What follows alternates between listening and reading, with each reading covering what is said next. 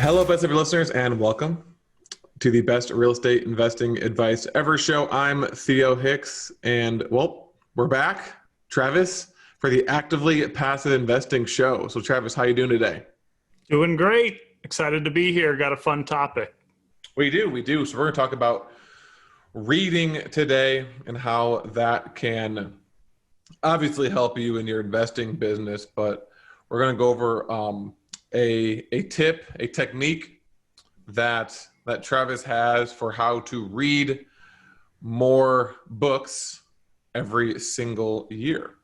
So, Travis, I did know that you wanted to mention something before we got started about the show and the reception the show has gotten. Yeah. And you wanted to say some thank you. So maybe you can say that first, and then we can dive into today's topic. Sure. Yeah. I forgot this completely last time. Apologies, but had so many people reaching out through social media and LinkedIn exclusively, it almost seems like, but watching our show, just thanking us for making it. So just thank you guys for tuning in, and hopefully this adds some value. We call it the Actively Passive Show because there is so much on the active side of being a passive investor, and we have folks on both sides of the coin, active investors and passive investors. So that's, to the point of today's topic, which is about reading, which is obviously something active that you would do to keep up with your education.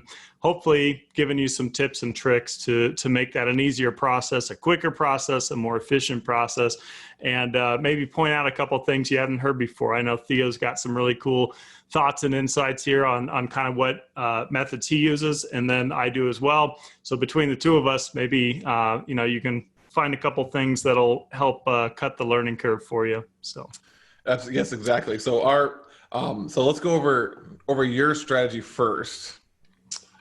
Sure. How you read, and then I'll kind of ask you some follow-up questions, or maybe give my thoughts on it as well. But I would say that kind of overall, before we dive into this, I think Travis's strategy is better for and he'll explain it, but I think his strategy is really good for trying to very quickly pull out like the top best things in order to immediately implement those in yours. Whereas my strategy is more for if you want to read like a textbook, like if you're reading like the best ever apartment syndication book, and you are trying to, it's more of a book that's written by like a step-by-step process.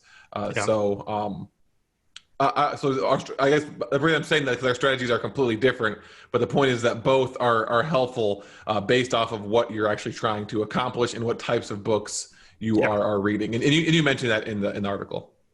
Oh, yeah. And that's something to mention. This is all off a blog that I wrote, a couple months back called How to Read 52 Books in a Year, which is something I did in 2015. In full transparency, this isn't the exact strategy that I used to read 52 books. So I didn't just skim 52 books.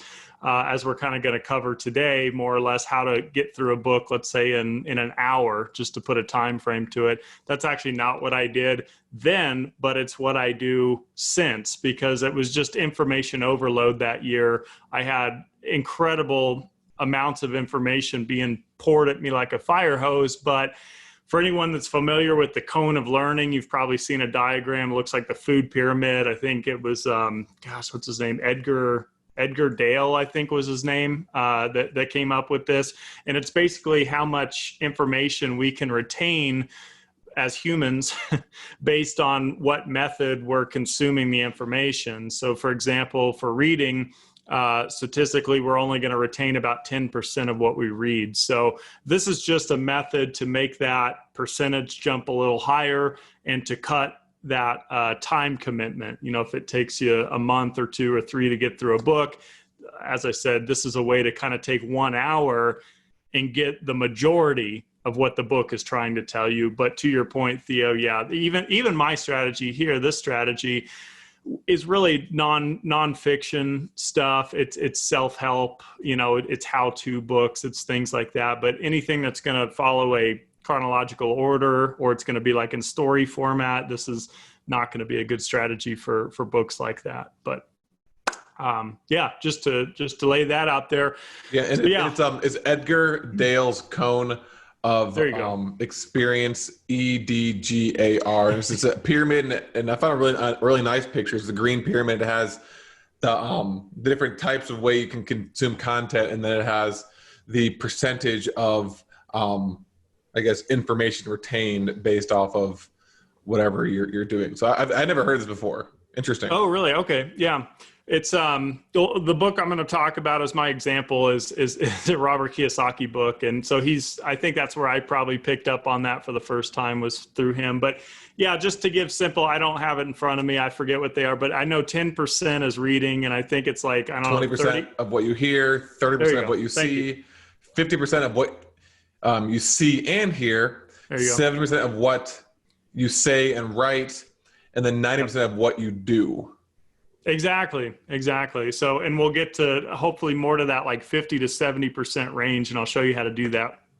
And again, this is just kind of a form of speed reading, but instead of just flying through, page by page like that and going through 400 of them and trying to retain what you can, it's a little bit different strategy. So, so it's 5 steps, and I guess I'll just jump right into them. Step 1 is just, the first 3 steps have nothing to do with even reading. So pretty easy. There's only 2 real steps, but basically setting some blocks of time aside to read. So I think myself included, and I know a lot of people, when you make this vague commitment, like, hey, this Saturday, I'm just going to read all day, or I'm going to read this afternoon, and there's no clear time frames or timetables, we often get distracted, right? You might get 45 minutes in and then, I got a phone call. I forgot about that email. I got to go cook dinner, whatever. So I think blocking out 2 or 3 intervals per day, 15, 20-minute range, something like that, puts you in the ballpark of an hour per day. And it doesn't have to be every day. Think about yourself, your schedule, your routine. Make it sustainable. Maybe it's 10-minute intervals 3 times a day. I don't know.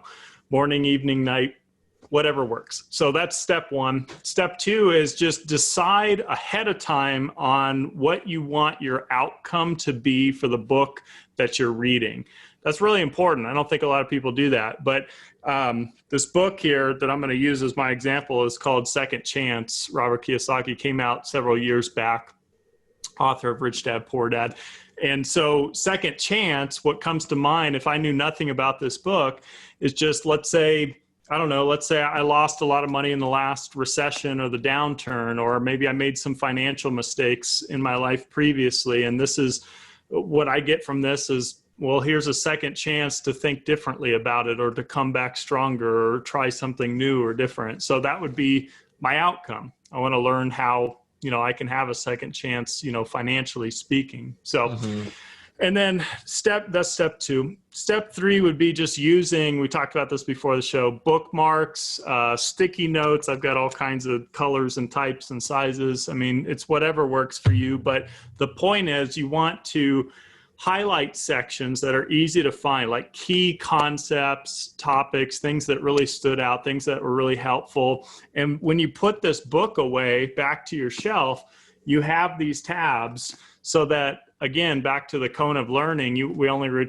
retain 10%. Let's say if I read this book, well, I want to be able to go back in 5 years and say, what was that book about again? Or I know there was something in that book. I can't remember exactly what it was, but it really was helpful or whatever. And then you can just clearly go back, in a matter of minutes and figure out what it was. A little overwhelming to go back to a 400 or 500 page book and forget what it was you're even looking for and try to find it.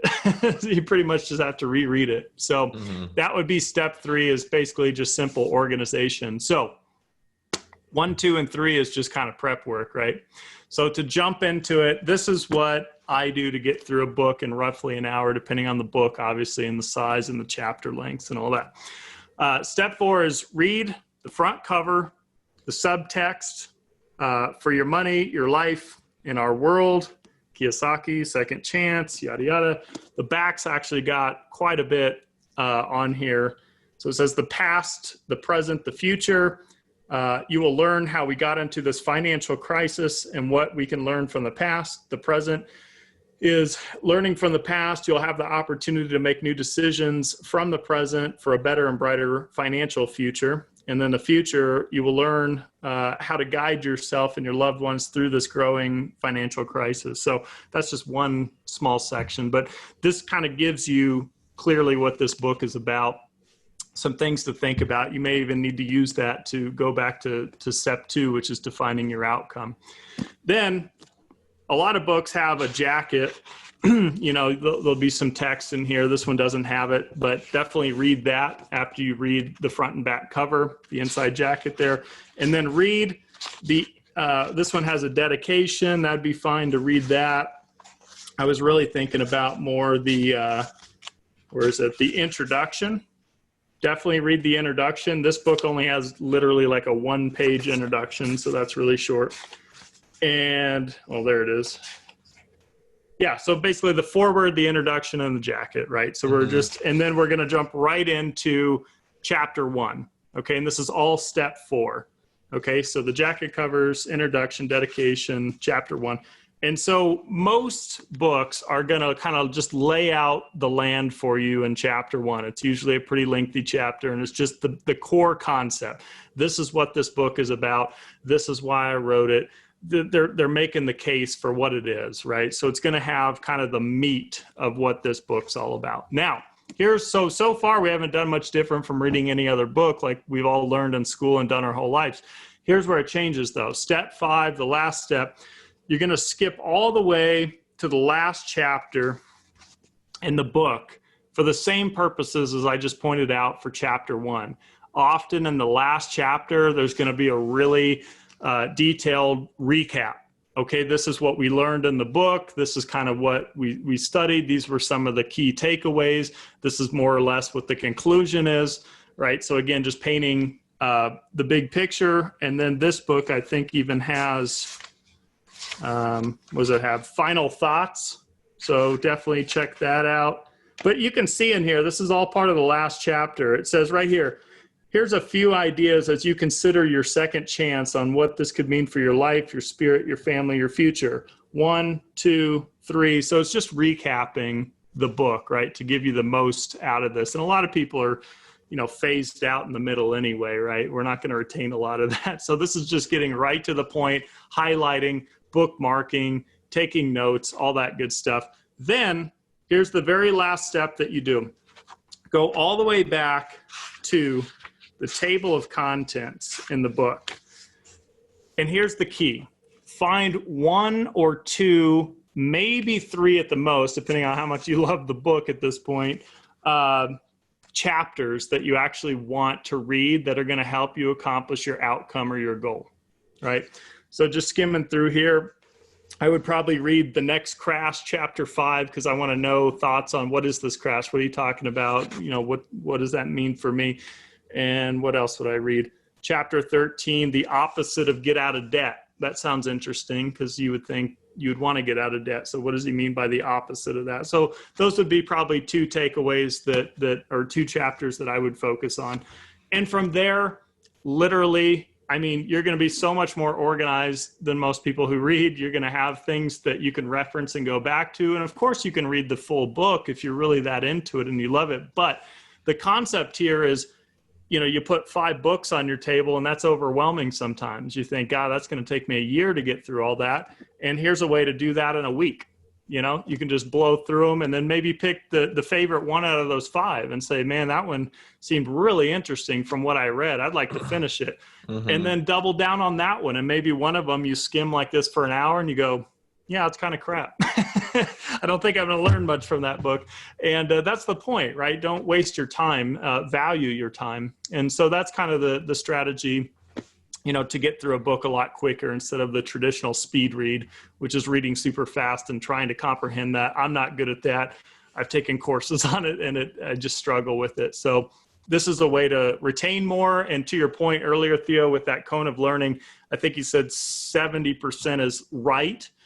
Or at least that's part of the 70%, equation. So, write down notes. Yeah, say and write.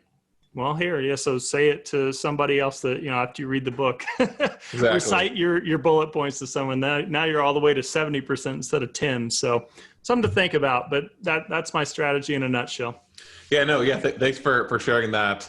And if you've ever written a book before, or if you understand how the process of writing a book goes, this strategy even makes more sense, because as Travis mentioned, typically what happens is you want to really summarize the book in the intro or the first chapter.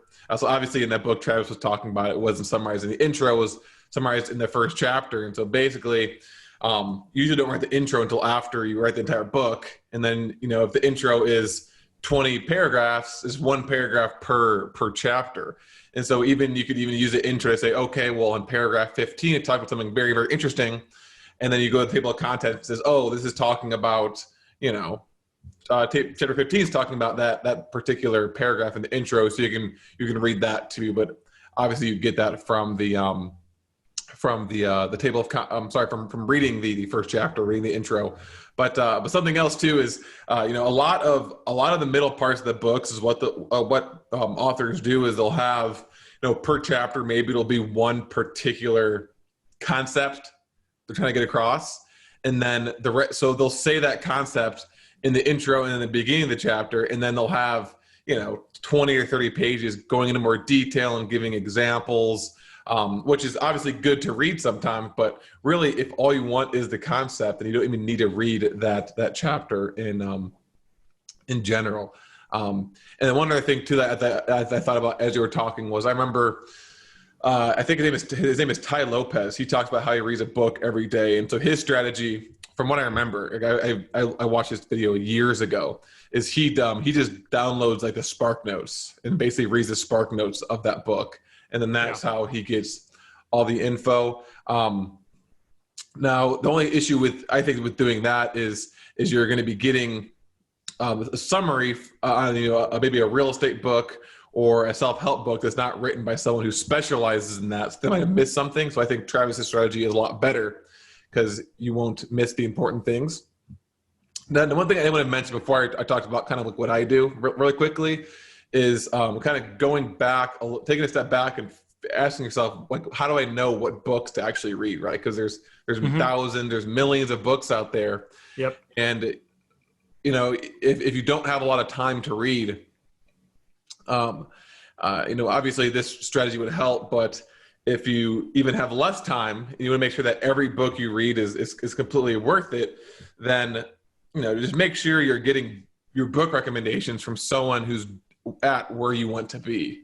And so if you want to be a really successful apartment syndicator, then I would recommend reading books, listening to podcasts, or reading the blogs of really good apartment syndicators or really good passive investors, and see what they're reading, and then just kind of pick those books and just start there. And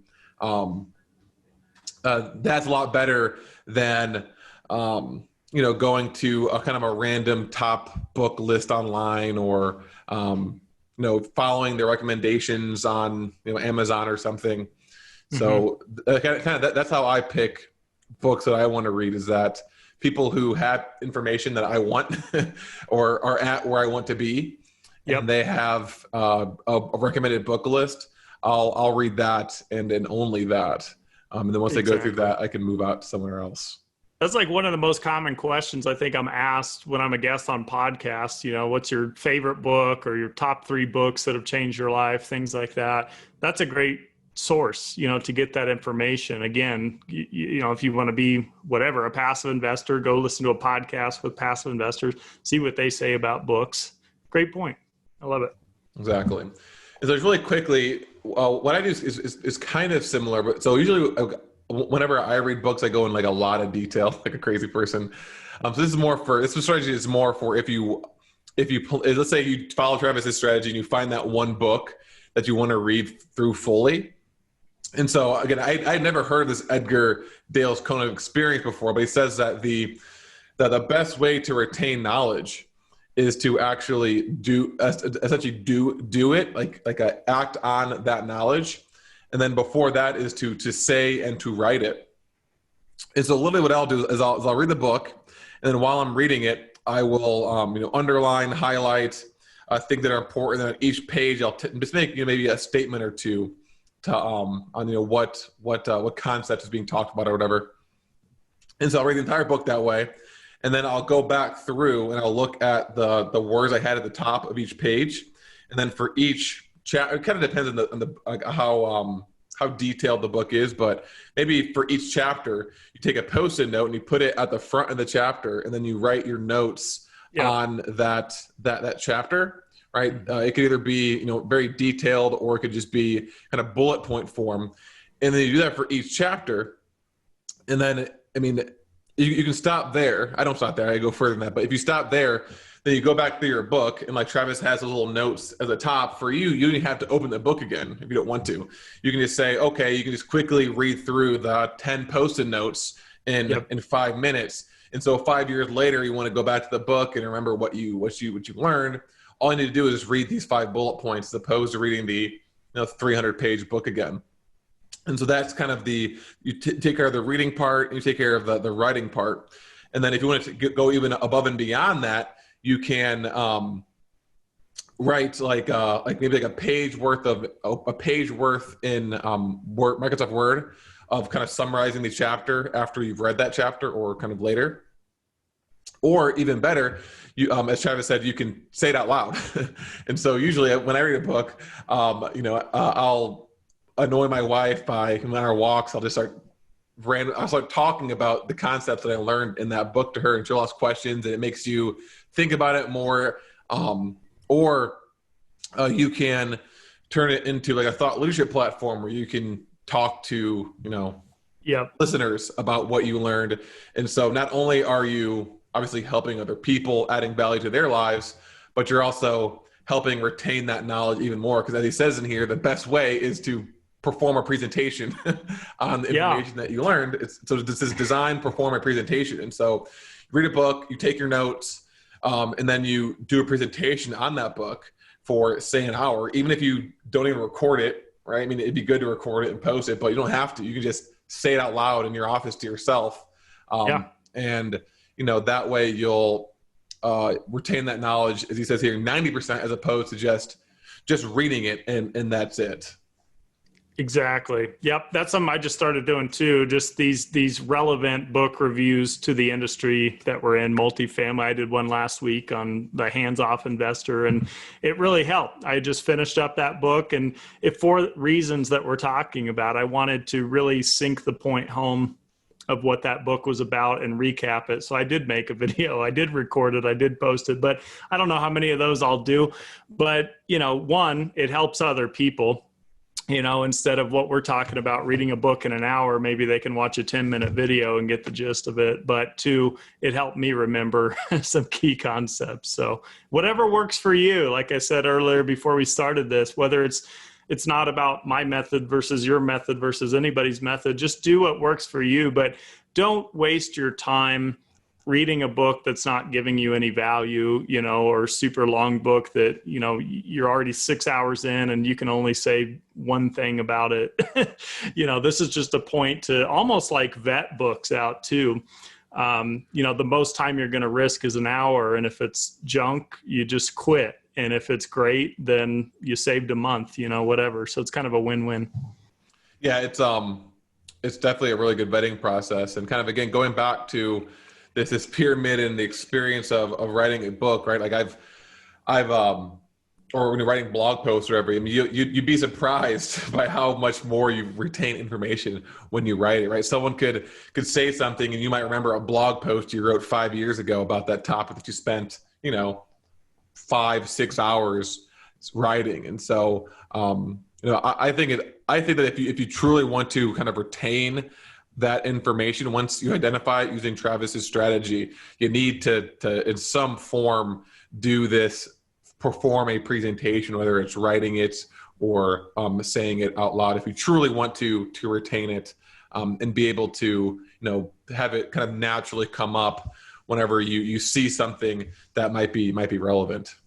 So is there anything else that you want to mention about this reading technique, or any reading technique, or how you read? I remember you mentioned that you don't necessarily follow this strategy, or you didn't, or I can't remember exactly what you said in the beginning. Yeah, just remember that this is good for, for books like these, nonfiction, how to, self-help, all that good stuff. But again, if you're going to go read, Harry Potter, forget about this, and things like Yeah. that, fiction books. And so, and the other thing is I listen to a lot of audiobooks too, because, well, at least before COVID, I was traveling a ton all the time. I was on the go, sometimes hard to read a physical book. So, mix and match, right? I mean, maybe as you're in your car, you're doing an audio book, but when you get home in the evenings, you're doing a physical book. So it's just one tool.